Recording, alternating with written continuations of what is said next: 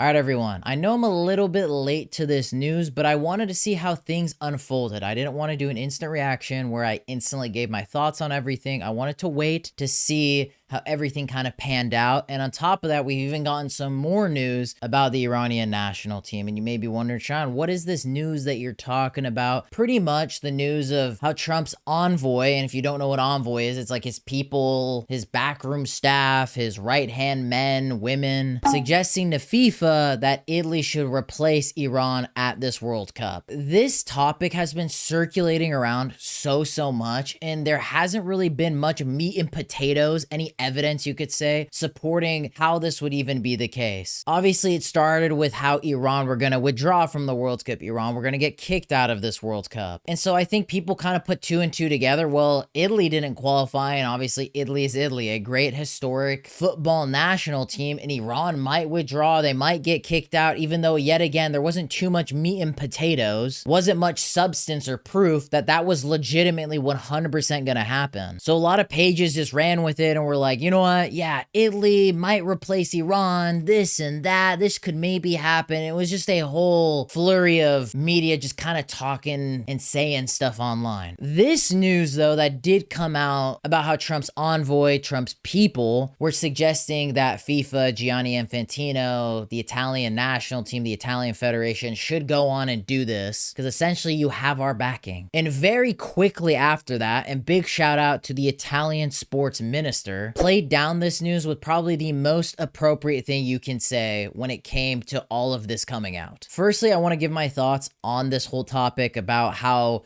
Trump and his people suggested how Italy should replace Iran. All the media stuff that has been constantly thrown in my face and probably many of your guys' faces about Iran leading into this tournament. And to conclude about the recent news that Gianni Infantino is now confirmed for like, what, the third time? Saying Iran will play in the World Cup, their matches will not be moved and all of that. Because I haven't really like gone into much depth about it. I did briskly talk about it after my review for the Costa Rica match because Infantino confirmed it at that match as well because he was at it, which was so random. And I didn't expect that to be the case, and confirmed it as well. Even made a whole Instagram post collaborating with Iran and their football Instagram account. So I was a little surprised that this had to be reiterated again, but I think it was because of this news of the Italy-Iran replacement because of Trump and his people. As I just said, this has been like a circulating topic of discussion throughout this whole will Iran play, will Iran not play leading into this World Cup. And this was the first time where there was like some legitimate news talking about it, unlike before. So I felt, okay, I probably should discuss this because unlike all these other things, all this other news that has come out talking about the Iranian national team leading into this tournament, there really wasn't anything to it. And I'm not going to make like 1,000 videos because that's what it would have been over every single essentially false piece of news that has come out talking about Iran, because there's been so much. So many people, so many of you possibly have sent me post after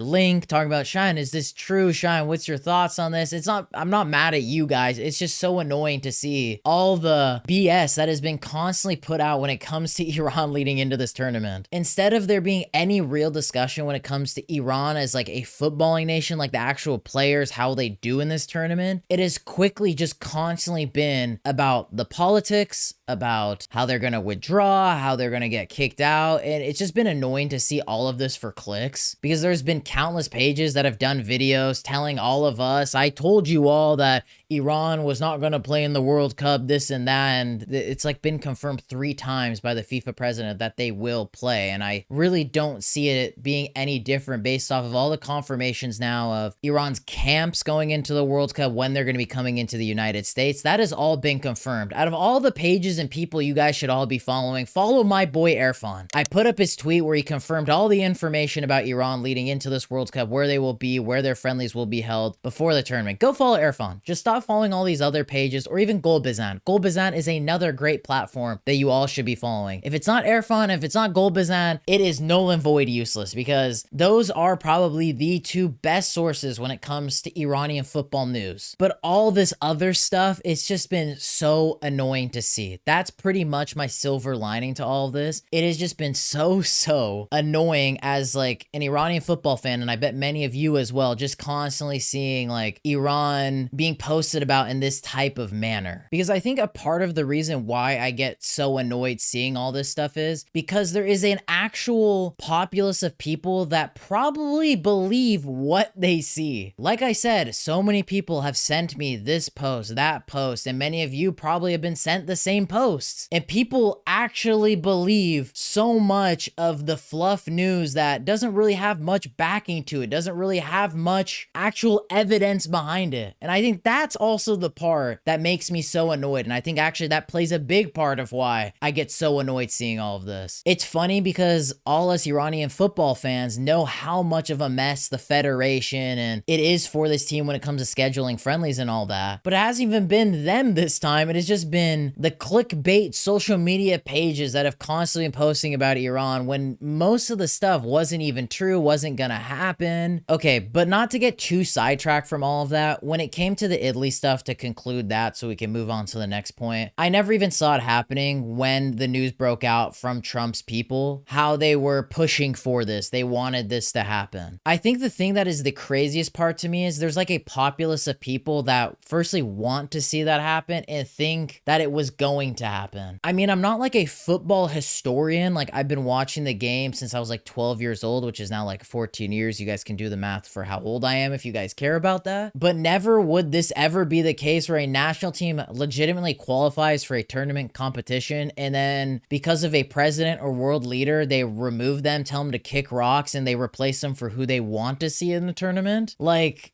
I don't know, that part really just hurts my head. And it's just like Italy didn't qualify for the World Cup. This is the third time they've done it. Each federation is allocated spots and UEFA has the most spots. I'm so tired of like, oh, well, UEFA's the best. We know that. That's why they have the most spots. But it doesn't mean you need to deprive other federations of their spots because yeah, they're lesser. No one cares about the Asian Football Federation. You need to go kick rocks if you think that. Iran qualified legitimately. Yes, UEFA's is a lot tougher, but that's not our problem that Italy choked yet again. And let's even say if Iran did withdraw or weren't allowed in, which I would think more so would be the fact that they just choose to withdraw, it should be an AFC nation that takes their spot, not freaking Italy. So that's why I could never like wrap my head and just piece together how people are like, oh, Italy should take Iran's spot. Why? Again, I think for the large majority of people though, no one thought that should have been the right way to have handled it, nor should that have ever been the case. Like they just thought the whole thing was just a joke. Because that's what Donald Trump has made this World Cup. He's made it into a joke because of how much he wants to say weird things and do weird things. And it's just very annoying. But to conclude my point here is Italy didn't deserve to just replace Iran. Yeah, cool. As Donald Trump said with his vast footballing knowledge, well, Italy has won World Cups. Iran hasn't. They have football pedigree. Who cares? And we're going to base it off of that. In the last 19 years, Iran has more World Cup wins than Italy. So yeah, that's pretty much everything when it came to the Italy stuff. All in all, I was just getting really tired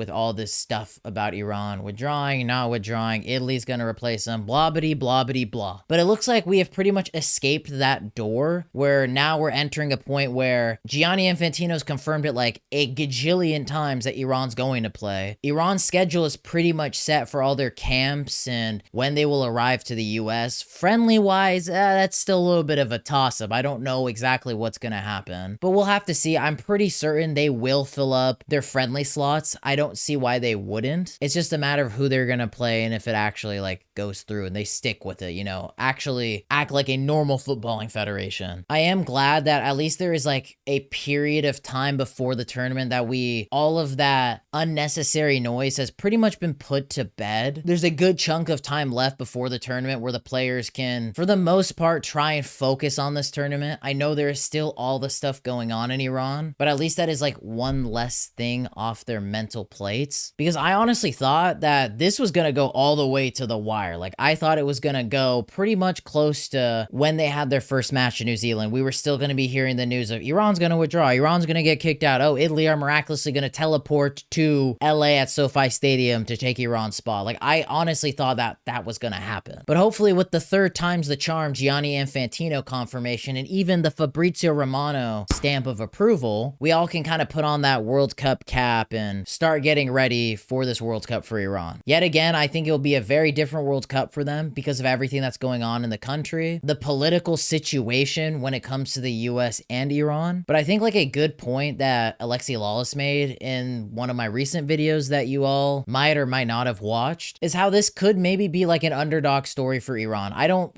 think it will be. We're gonna have to see how things pan out, but there is a little bit of like a David and Goliath type mood, you could say, with this, because Iran is going to the country that has caused a lot of suffering to their country. And I do think a lot of like non-Iranian football fans might root for Iran to see that underdog story, to see them play well. And again, I mean, I always hope that the Iranian diaspora in LA and in Seattle, when I'm even at the game against Egypt, they try to root for the players.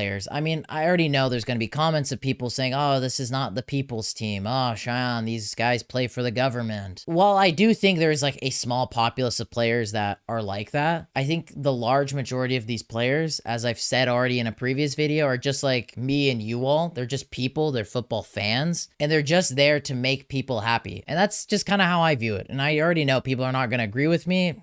I don't know what else other to say, but yeah, we're just going to have to see how things pan out leading up to the tournament. I'm going to try to go full throttle when it comes to content going into this World Cup now that we're inching closer and closer. But boys and girls, as I always say in every single video, my opinion only matters so much. Let me know your guys' thoughts in the comments down below. We're very, very close to 6,000 subscribers on the channel. So if you guys are not subscribed, make sure to subscribe. Help us get to 6,000 subscribers before the World Cup starts. Smash the like button on this video. I hope you guys enjoyed this yap sesh essentially about all this news that came out. Maybe we do some more of these leading up to the tournament. But if you guys made it this far, don't stop watching now. I have plenty other fantastic videos on my channel that you all should watch. Click over here as the YouTube algorithm specifically recommended this video for you all to watch. And click over here as I post content weekly on the channel and you don't want to miss it. But boys and girls, I hope you'll have a lovely day.